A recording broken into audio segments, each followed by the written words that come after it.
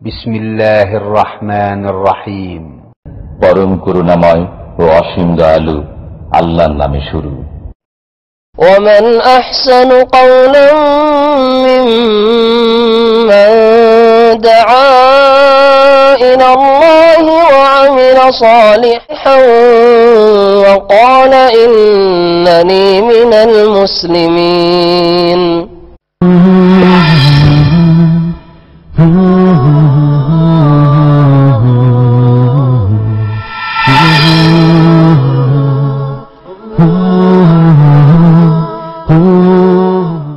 السلام عليكم ورحمة الله وبركاته. إن الحمد لله نحمده ونستعينه ونستغفره ونعوذ بالله من شرور أنفسنا ومن سيئات أعمالنا. من يهده الله فلا مضل له ومن يضلل فلا هادي له. وأشهد أن لا إله إلا الله وحده لا شريك له وأشهد أن محمدا عبده ورسوله صلى الله تعالى عليه وعلى آله وصحبه وسلم تسليما كثيرا. يا أيها الذين آمنوا اتقوا الله حق تقاته ولا تموتن إلا وأنتم مسلمون. يا أيها الناس اتقوا ربكم الذي خلقكم من نفس واحدة وخلق منها زوجها وبث منهما رجالا كثيرا ونساء واتقوا الله الذي تساءلون به والأرحم إن الله كان عليكم رقيبا. يا أيها الذين آمنوا اتقوا الله وقولوا قولا سديدا يصلح لكم أعمالكم ويغفر لكم ذنوبكم ومن يطع الله ورسوله فقد فاز فوزا عظيما. أما بعد فإن خير الحديث كتاب الله وخير الهدي هدي محمد صلى الله عليه وسلم وشر الأمور محدثاتها وكل محدثة بدعة وكل بدعة ضلالة وكل ضلالة في النار. أعوذ بالله من الشيطان الرجيم. وننزل من القرآن ما هو شفاء ورحمة للمؤمنين ولا يزيد الظالمين إلا خسارة. আল্লাহ পাক রব্বুল আলমিনের যাবতীয় প্রশংসা যে আল্লাহ পাক রব্বুল আলমিন কোরআনে কারীম নাযিল করেছেন এবং যা দিয়ে অসংখ্য মানুষ এবং জিনের যে বহু রকমের রোগ রয়েছে, ব্যাধি রয়েছে, সেগুলির চিকিৎসার ব্যবস্থা করেছেন। সালাত এবং সালাম নাযিল হোক প্রিয় মুহাম্মদ রাসূলুল্লাহ সাল্লাল্লাহু আলাইহি সাল্লামের উপর, যিনি কোরআনে কারীমের ব্যাখ্যা যেইভাবে আল্লাহ রাব্বুল আলামিন চেয়েছেন সেইভাবে মানব জাতির উদ্দেশ্যে করে দিয়ে গেছেন, যাতে করে কোনো মানুষ আল্লাহর কিতাব বুঝতে গিয়ে বিভ্রান্তির শিকার না হয়। আজকে বর্তমান যুগে যেসব ব্যাধি রয়েছে, সব যুগে ব্যাধি রয়েছে, কোনো যুগে কম, কোনো যুগে বেশি। বর্তমান যুগে যেসব ব্যাধি রোগ রয়েছে সেগুলির সবচেয়ে বড় ব্যাধি হচ্ছে মানসিক ব্যাধি, মানসিক রোগ, মানসিক অশান্তি। আজকাল শারীরিক রোগও কম না, এমন এমন রোগ ব্যাধি শারীরিক জন্ম নিয়েছে যা আমাদের পূর্বপুরুষরা কোনোদিন শোনেওনি, নামগুলোও শোনে।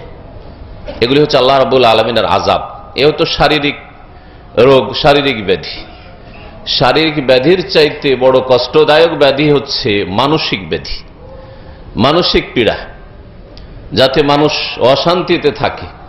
সব রকমের শারীরিক, আর্থিক, পারিবারিক সুখ থাকা সত্ত্বেও, সুখের সামগ্রী থাকা সত্ত্বেও মানুষ শান্তি পায় না। এই রোগের চিকিৎসা হচ্ছে আজকের বিষয়বস্তু। এই রোগ কার মধ্যে বেশি? যারা যত বেশি আল্লাহ রাব্বুল আলামিনের দ্বীন থেকে দূরে, আল্লাহ রাব্বুল আলামিনের আসমানি সিলেবাস থেকে দূরে, আল্লাহ রাব্বুল আলামিনের কিতাব কোরআনুল কারীম থেকে দূরে, রাসূলুল্লাহ সাল্লাল্লাহু আলাইহি ওয়াসাল্লাম, আল্লাহ পাকের রাসূলের আদর্শ থেকে যত যে দূরে, তার ওপর তত বেশি এই মানসিক ব্যাধি আক্রমণ করেছে।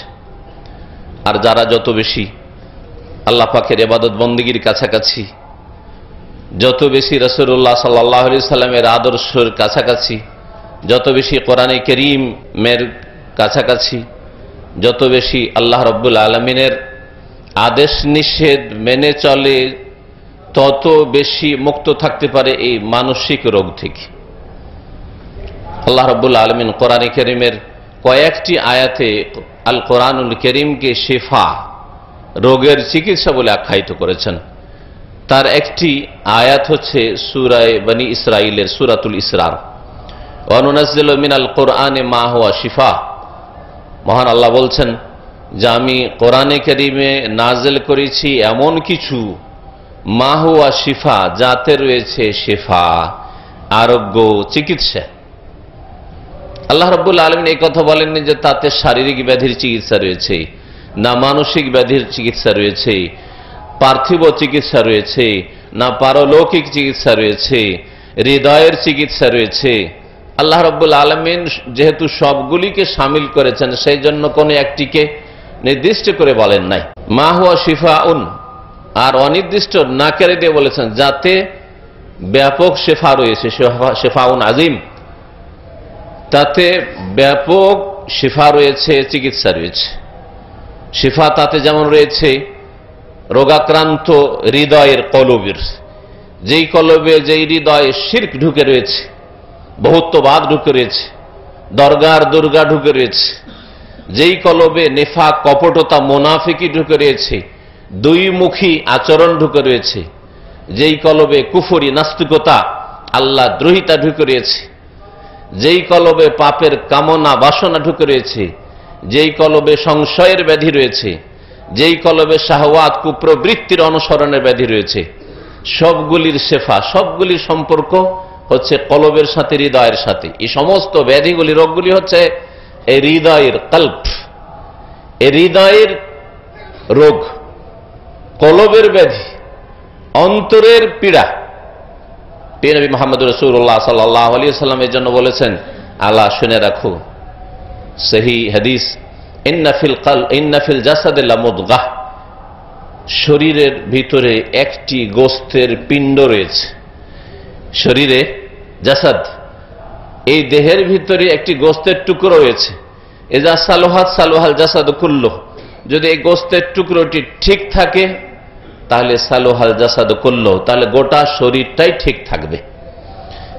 এই একটা গোস্তের টুকরো যদি সুস্থ থাকে তাহলে গোটা শরীর, পা থেকে মাথা পর্যন্ত গোটাটাই ঠিক থাকবে, সমস্ত অঙ্গ প্রত্যঙ্গ ঠিকভাবে পরিচালিত হবে যদি সেই একটা গোস্তের পিণ্ড ঠিক থাকে। ওয়াইজা ফাসাদাত, আর যদি ওই গোস্তের একটা পিণ্ড, ছোট্ট একটি টুকরো বিগড়ে যায়, খারাপ হয়ে যায়, যদি নষ্ট হয়ে যায়, পচে যায়, সরে যায়, রোগাক্রান্ত হয়ে যায়, ফাসেদ হয়ে যায়, ফাসাদাল জাসাদ কুল্লু, তাহলে গোটা শরীরটা রোগাক্রান্ত হয়ে যাবে।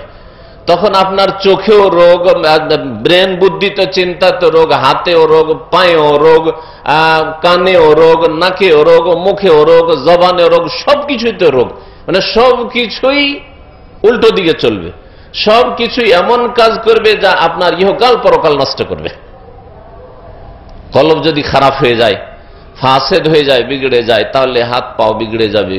সুতরাং পাপের দিকে হাত যাবে, পাপের দিকে পা যাবে, পাপের দিকে চোখ যাবে, পাপের দিকে কান যাবে, ভালো কাজের দিকে, ভালো কথার দিকে যাবে না। আলা, ভালো করে শুনে রাখো, ওয়াহি আল কালবু, আর সেই গোস্তের পিণ্ডটি হচ্ছে আল কালব, হৃদয়, অন্তর।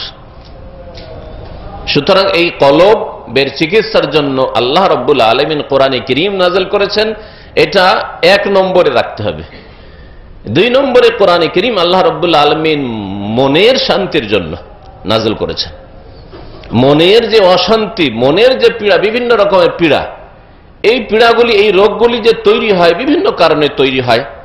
কোন একটা লোভ করেছিলেন, সেই লোভ আপনি সামলাতে পারছেন না, কিন্তু টার্গেটে পৌঁছতে পারলেন না, হাসিল করতে পারলেন না, হাত ছাড়া হয়ে গেল, তখন আপনার জীবনে অশান্তি নেমে আসে, মানসিক শান্তি না, আর ঘুম হারাম হয়ে গেছে, ঘুম আসে না, খাবারের রুচি হয় না, ছেলে মেয়েও ভালো লাগে না, স্ত্রীও ভালো লাগে না, দুনিয়ার কাজকর্ম ভালো লাগে না, ডিউটি করতেও ভালো লাগে না, ইবাদত বন্দেগী তো মন লাগে না। যখন দুনিয়ার খুব বেশি লোভ চলে আসে আর সেটা আপনি হাসিল না করতে পারেন, তখন এরকম অবস্থা হয়। মানসিক অশান্তিগুলো এই কারণে হয়। অথবা কোনো ভয়ের সম্মুখীন হলে, আল্লাহ ছাড়া অন্য কিছুকে, অন্য কাউকে অথবা কিছুকে খুব বেশি ভয় করে, যার ফলে যখন একটি রিস্ক দেখে, যখন একটি ঝুঁকি দেখে যে হাইরে এখানে তো আমার জানের আশঙ্কা রয়েছে, আমার ধন সম্পদের আশঙ্কা রয়েছে, আমার পরিবারের আশঙ্কা রয়েছে, আমার ছেলে মেয়েদের জন্য রিস্ক রয়েছে, এইরকম পরিস্থিতি যখন তৈরি হয়, অথবা আমার একটা স্বার্থ আছে সেখানে আঘাত লাগতে যাচ্ছে ইত্যাদি, আমার চাকরি শেষ হতে যাচ্ছে বা কেউ খেতে যাচ্ছে ইত্যাদি, যখন কোনো কিছু বলে ভয় হয় বা কোনো কাউকে বলে ভয় হয়, তখন মানসিক রোগে আক্রান্ত হয় মানুষ। মানসিক রোগে আক্রান্ত হয় যখন মানুষ পাপে লিপ্ত হয়, গুনাহ করতে থাকে, পাপ করতে থাকে, কিন্তু পাপকে লুকিয়ে রাখতে চায়। যখন তার আশঙ্কা হয় যে আমি যে পাপে লিপ্ত আছি এই সম্পর্কে জেনে, আমি প্রেম করছি অমুকের বোনের সাথে, অমুকের মেয়ের সাথে, এটা জানাজানি হয়ে যাবে। অমুক জায়গায় আমি পাপে লিপ্ত হইতে গিয়েছি, কিন্তু এটা জানাজানি হয়ে গেছে। অথবা খুনের সাথে জড়িত, অথবা যে কোনো হারাম ব্যবসা, হেরোইন, গাঁজার সাথে জড়িত, আরে প্রশাসন জেনে নিয়েছে। সন্ত্রাসী কাজকর্মের সাথে জড়িত, সরকার প্রশাসন জেনে নিয়েছে, বা জেনে নিলে কি হবে কি হবে। এইরকম ক্ষেত্রগুলি যখন কোনো পাপে লিপ্ত হয়, তখন অশান্তি নেমে আসে আল্লাহর পক্ষ থেকে। আর সে যেহেতু তখন একটা ভয়, ভিতরে একটা আতঙ্ক থাকে যে কি জানি কখন যে লিক আউট হয়ে যায়, কখন যে কেউ জেনে ফেলে, তখন আমার মুশকিল হয়ে যাবে। এরকম ক্ষেত্রে অশান্তি নেমে আসে। অশান্তি নেমে আসে পরিবার পরিজনের ক্ষেত্রে, আপনার স্ত্রী, আপনার ছেলে মেয়েদের ক্ষেত্রে অপ্রীতিকর অবস্থা যখন সৃষ্টি হয়। আর অপ্রীতিকর অবস্থা সাধারণত তখনই সৃষ্টি হয় যখন আল্লাহর দিন মেনে চলেন না। বড় আশা করছিলেন যে আমি বিয়ে শাদী করেছি, আমার স্ত্রীটা দিনদার হবে, পরেজগার হবে, সতী সাধ্যী হবে, কিন্তু স্ত্রীর চরিত্র খারাপ, পর নষ্ট, মানসিক অশান্তি নেমে আসে। ছেলে মেয়েরা আছে, বড় আশা করে ছেলে মেয়েদেরকে অনেক পয়সা খরচ করে আর মাথার ঘাম পায়ে বহিয়ে দিয়েছেন তাদের জন্যই, শুধু সবকিছু আয় উপার্জন সবকিছু তাদের জন্যই ব্যয় করে দিয়েছেন। আর তারপর বড় আশা করেছিলেন যে ছেলেটার ভালো একটা পরিবারে বিয়ে দেবো, মেয়েটার একটা ভালো ছেলের হাতে তুলে দেবো, কিন্তু মেয়ে নিজেই বেরিয়ে চলে গেল, ছেলে নিজেই কাউকে উঠিয়ে নিয়ে চলে আসল। এইরকম ক্ষেত্রে তখন বাপ মায়ের অশান্তি শুরু হয়ে যায়, মানসিক রোগ পয়দা হয়ে যায়। এরকম বহু কারণ হতে পারে যেগুলি একটা একটা করে বললে যথেষ্ট সময়ের প্রয়োজন রয়েছে। সেই রোগগুলি শনাক্ত করতে চাইছে না। রোগ আপনার মধ্যে যখন পয়দা হয়ে গেছে, মানসিক শান্তি পাচ্ছেন না। মানসিক শান্তি পাচ্ছেন না মানে বিছানায় শুলে ঘুম আসে না, খাওয়া দাওয়া করলে খাওয়া রুচি হয় না, কাজকর্ম করতে ভালো লাগে না, ইবাদত বন্দেগীতে মন লাগে না। আর তারপরে যেন সবসময় অশান্তি আর অশান্তি, আর কখনো যেন আপনি নিজে একটা মানসিক শান্তি আর আরাম অনুভব করছেন না। এরকম পরিস্থিতি যখন তৈরি হয়েছে, তখন আপনি আপনার কারণগুলি উদ্ঘাটন করুন যে কেন এরকম হচ্ছে আমার। নিশ্চয় আপনি পাপে জড়িত রয়েছেন, আর না হলে কোনো কিছুকে ভয় করছেন, অথবা কোনো স্বার্থ আপনার, যেটা আপনি লোভ লালসা করছিলেন, হাসিল হলো না। বিভিন্ন কারণ আপনার হতে পারে, সেই কারণে আপনার মানসিক অশান্তি হয়েছে। আজকাল ধন সম্পদের প্রাচুর্য হয়েছে, যার ফলে মানসিক অশান্তি আরো বেড়েছে। ধন সম্পদ কম থাকলে মানসিক অশান্তি হয়, এ কথা ভুল যদি আল্লাহর সাথে, আল্লাহর দিনের সাথে সম্পর্ক থাকে। হ্যাঁ, আর্থিক সংকটের কারণে মানসিক অশান্তি নেমে আসে কার? যার পয়সাতে মনে করে যে আমার শান্তি আছে, পয়সা থাকলে আমাকে সবাই চিনবে, পয়সা থাকলে সবাই আমার সাথে খাতির করবে।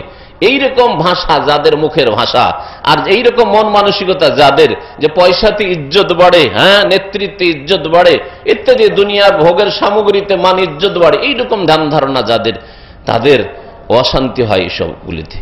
কিন্তু দেখেন, একজন খাঁটি মুমিন, যার আল্লাহ রাব্বুল আলামিনের সাথে সম্পর্ক, আকীদাগতভাবে সহি আকীদা রাখে আল্লাহ পাক রাব্বুল আলামিন সম্পর্কে, তার রাসূল সম্পর্কে, তার কিতাব সম্পর্কে, তার দ্বীন সম্পর্কে, আর কোরআনে কারীমের সাথে সম্পর্ক, তার জীবন আদর্শ হচ্ছে কোরআনে কারীম, আর তার জীবনের প্রতিটি ক্ষেত্রে কোরআনে কারীম শেখে, জানে, অর্থ বুঝে, মানে ঈমান নিয়ে আসে, পালন করার চেষ্টা করে।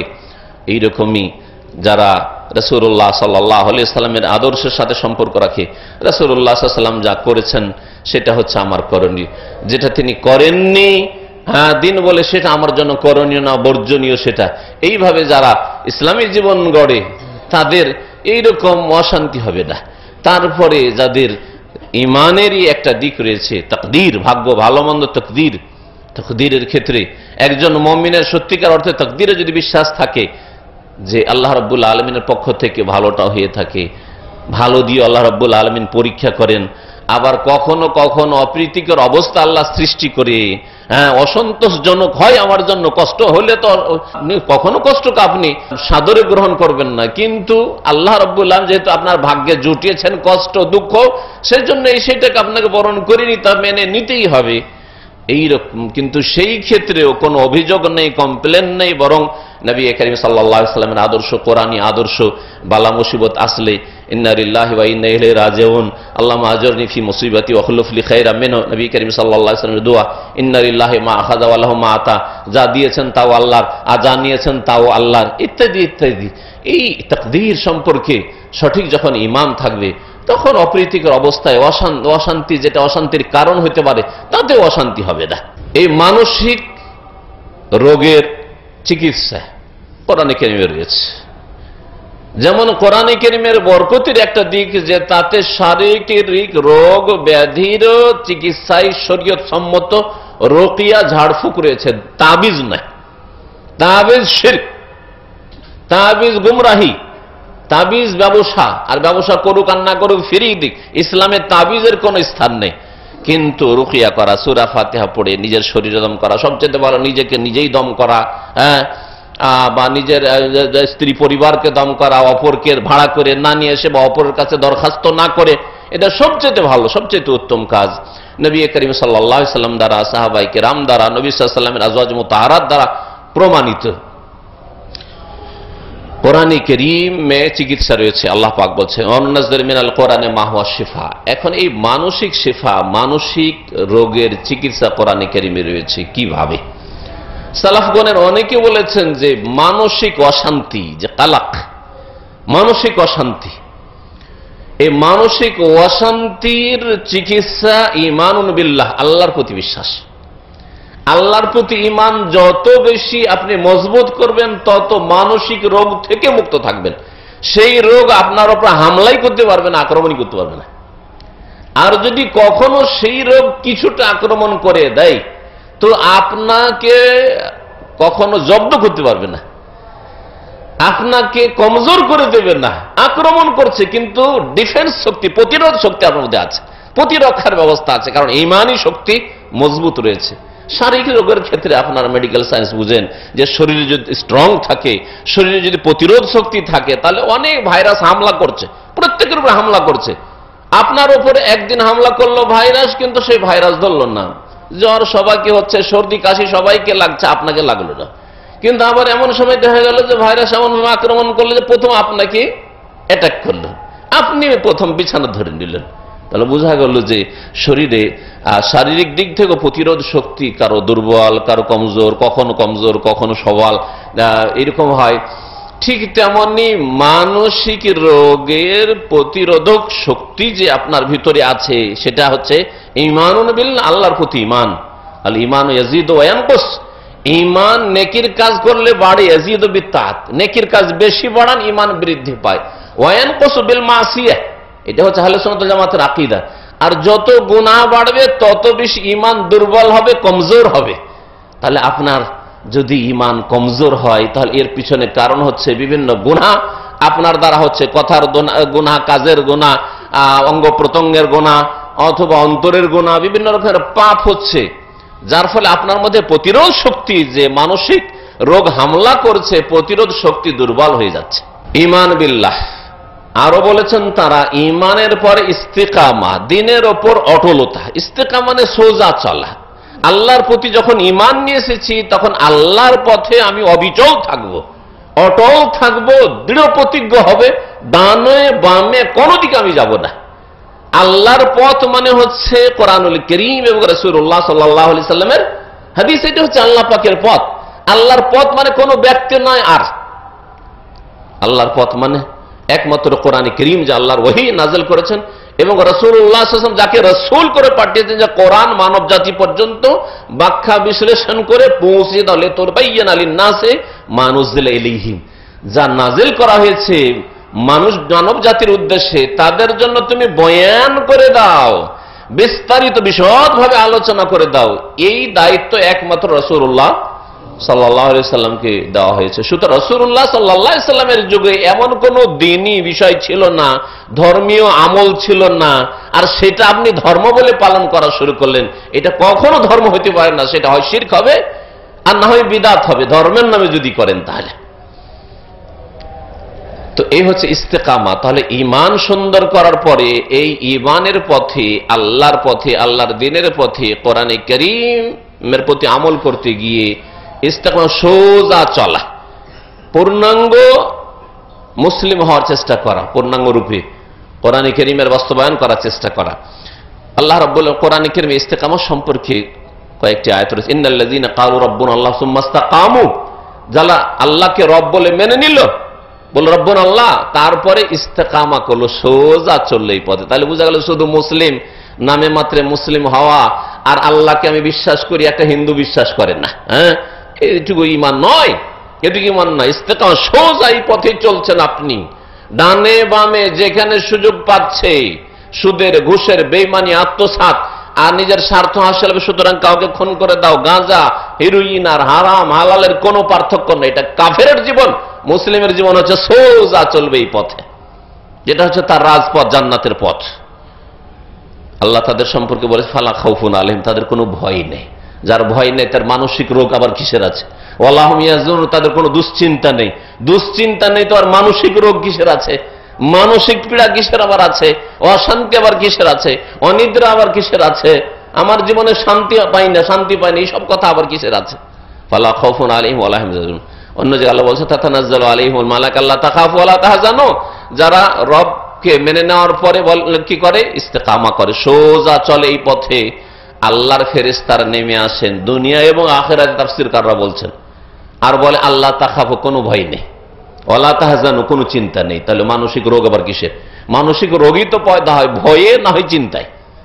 ভয়ে না হয় চিন্তায়, যে হাই কি করলাম, হাই কি হইলো, বা হাই কি হবে, অতীতে যা হয়েছে তারপর আক্ষেপ করে, অথবা সামনে যে ঝুঁকি মনে করেছেন সেক্ষেত্রে হাই কি হবে, এগুলি ক্ষেত্রে তো আল্লাহ তো দুটো আয়াতে বলছেন যে ইস্তেকামা যদি অবলম্বন করেন, সোজা যদি আল্লাহর দিনে চলেন, তো আল্লাহ তাখাফু ওয়ালা তাহজানু, ফেরেশতারা নেমে আসেন আর সান্ত্বনা দেন।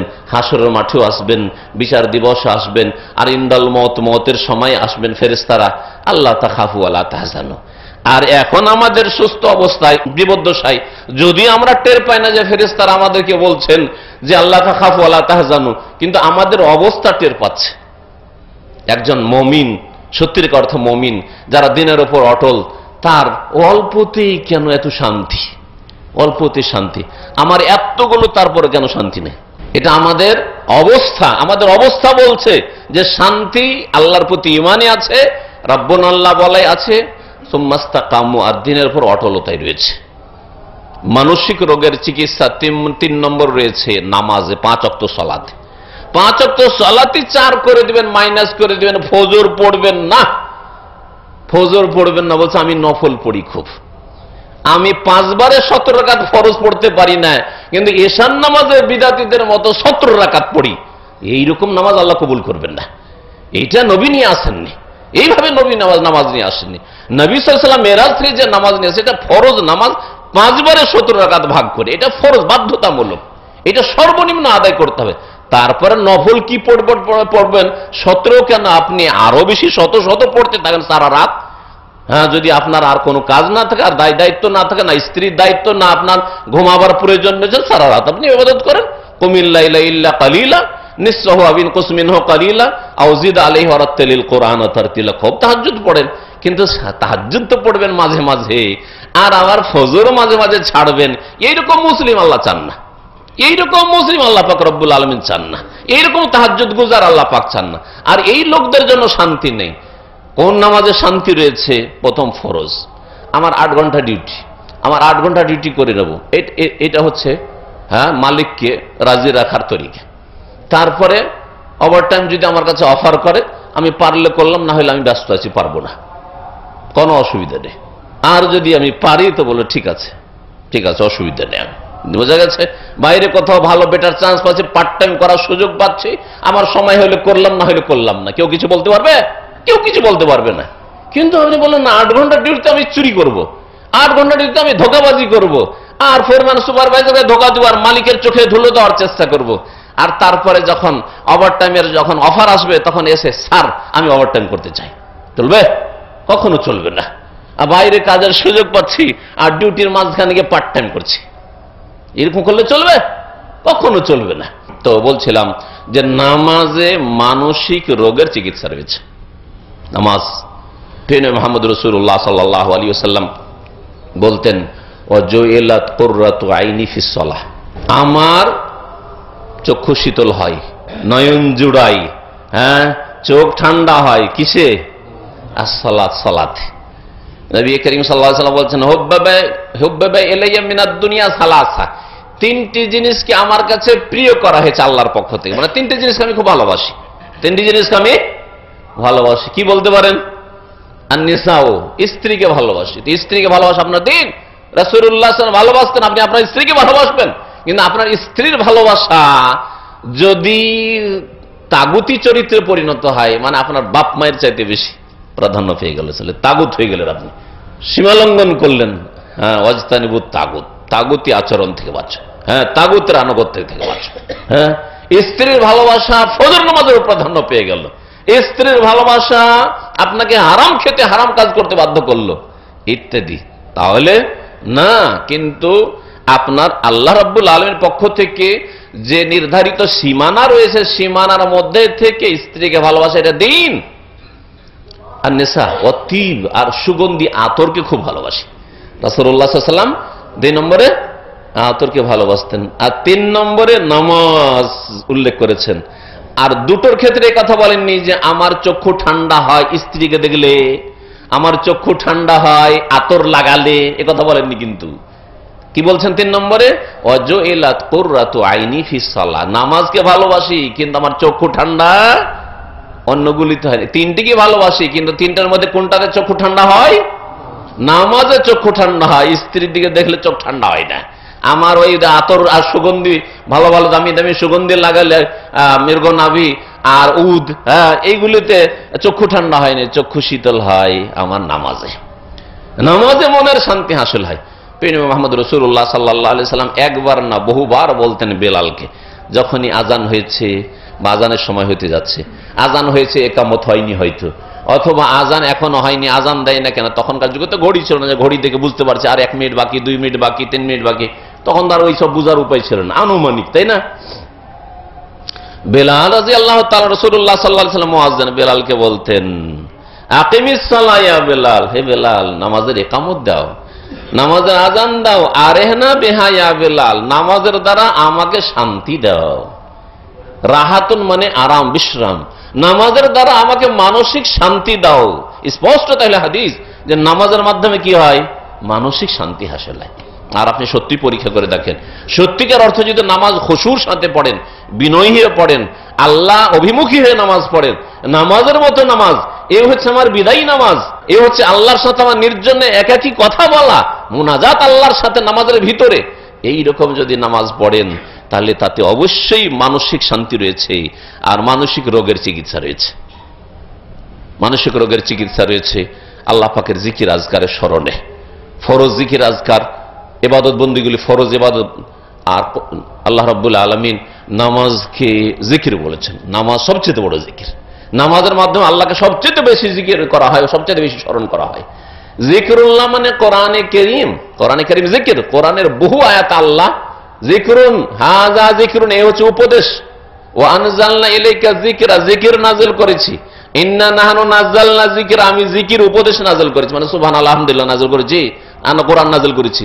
জিকির মানে কোরআন নাযিল করেছি। তো জিকিরে শান্তি আছে, মানে কোরআনে কারীমে তেলাওয়াত করেন, অর্থ বুঝে বিনা অর্থে নয়, কিন্তু তেলাওয়াত করেন, তার সাথে সাথে অর্থ, একটা রুকু পড়লেন, সাথে সাথে একটা আয়াত পড়লেন, অর্থটাও পড়েন।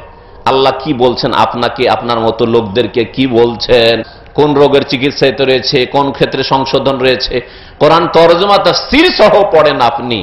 আর পড়ার পরে তাতে একটু গভীরভাবে চিন্তা করেন, তাদাব্বুর করেন, আফালা ইয়াতাদাব্বারুন কোরআন, তাহলে কি হবে? মনের শান্তি হাসিল হবে। যখন অশান্তি খুব ফিল করছেন, ঘুম আসে না, কোরআনে কারীম তরজমা তাফসীর নিয়ে বসে যান, এটাও একটা চিকিৎসা।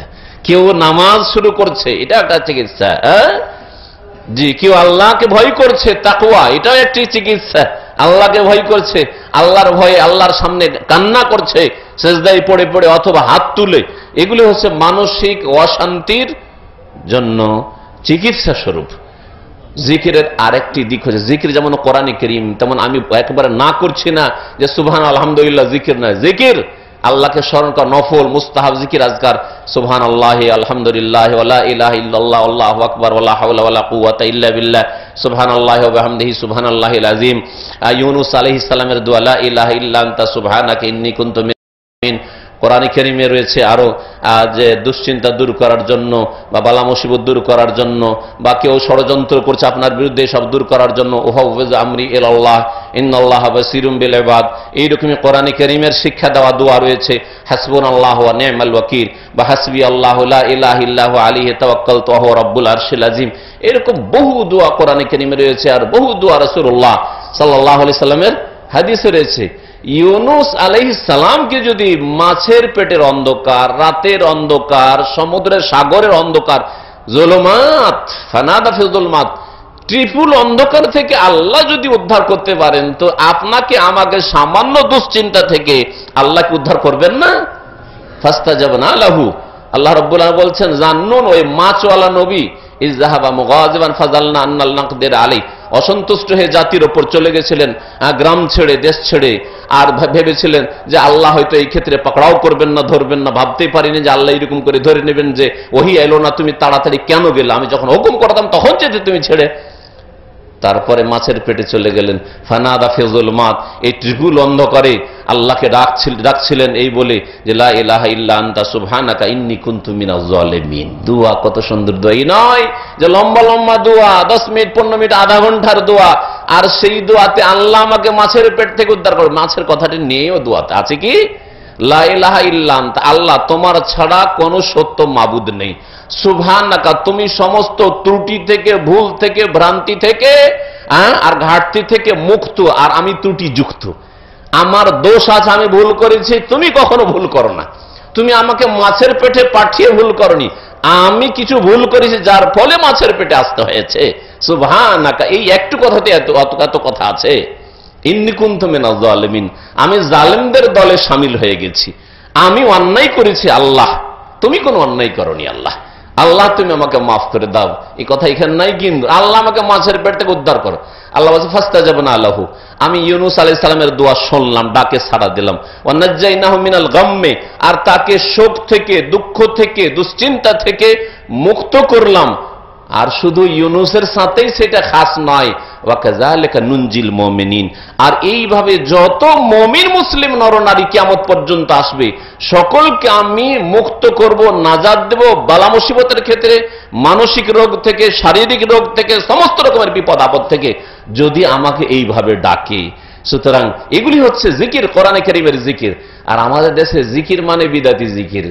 যদি লা ইলাহা ইল্লাল্লাহরও জিকির করে শব্দের দিক থেকে ঠিক আছে, তো ওখানে একটা বিদাত কি ঢুকাবে? সম্মিলিত সবাই মিলে একটু মহব্বতের সাথে জিকির করেন, সুর ধরেই দিল, গানের সুর দিল, বিদাত ঢুকিয়ে গুমরাহিতে গেল।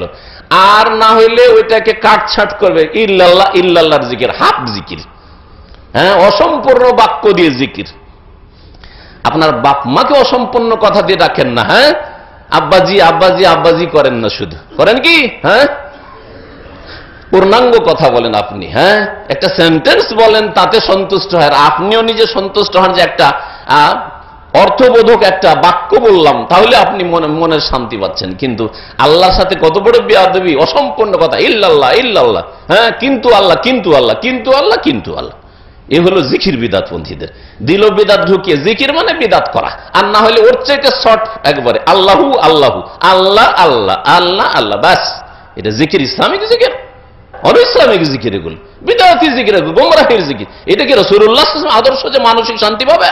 এই বিদাতি জিকির করে মানসিক শান্তি পাবে? ওরা পেট পূজায় শান্তি পায়, কারণ ওদের মেলা ব্যবসা আছে, কোরআন খানির ব্যবসা আছে, ওদের আপনার খানকার ব্যবসা আছে, ওদের পীর মুরিদের ব্যবসা আছে, ওদের তাবিজের ব্যবসা আছে, ওদের মৃতের নামাজের কাফারা ধরার ব্যবসা আছে, মেলা ব্যবসা আছে, ব্যবসার অভাব নেই। জি হ্যাঁ, কিন্তু মানসিক শান্তি হাসিল করতে হলে রসুলের রাস্তা দিয়ে আসতে হবে। রসুলের রাস্তায় পূর্ণাম বাক্য দিয়ে জিকিরই করবেন, লা ইলাহা ইল্লাল্লাহ বলেন, সুবহানাল্লাহ বলেন। কোথাও তো আল্লাহর জিকির নেই, সুবহানের সাথে আল্লাহ বা আলহামদুর সাথে লিল্লাহ আলহামদুলিল্লাহ, অথবা আল্লাহর সাথে আকবার আল্লাহু আকবার, এছাড়া কখনো আল্লাহু আল্লাহু জিকির ইসলামের ইতিহাসে ছিল না, রাসূলুল্লাহ সাল্লাল্লাহু আলাইহি ওয়াসাল্লামের জামানায় না সাহাবায়ে কেরামদের জামানায়, না তাবেঈনদের জামানায়, না তাবেঈনদের জামানায়, মা আবু হানিফা, শাফি, মালিক, আহমদের জামানায়। তো জিকির আজকারের মাধ্যমে মানসিক শান্তি হাসিল হয়। আল্লাহ রাব্বুল আলামিন যেন আমাদেরকে সার্বিক জীবনে শান্তি দান করেন, আমাদেরকে মানসিক শান্তি দান করেন, মানসিক রোগ থেকে আল্লাহ রাব্বুল আলামিন আমাদেরকে মুক্ত করেন। যেসব মুসলিম ভাই বোন মানসিক অশান্তিতে রয়েছে অথবা শারীরিক দিক থেকে পারিবারিক দিকে অশান্তিতে রয়েছে, তাদের অশান্তি বালা মুসিবত আল্লাহ যেন দূর করে দেন। আল্লাহ আমাদের দুনিয়াতেও সার্বিক কল্যাণ দান করেন, আখিরাতে আল্লাহ রাব্বুল আলামিন সার্বিক কল্যাণ দান করেন, জাহান্নামের আযাব থেকে আল্লাহ রাব্বুল আলামিন আমাদেরকে মুক্ত করেন। আল্লাহ রাব্বুল আলামিন জান্নাতুল ফিরদাউস যেন দান করেন।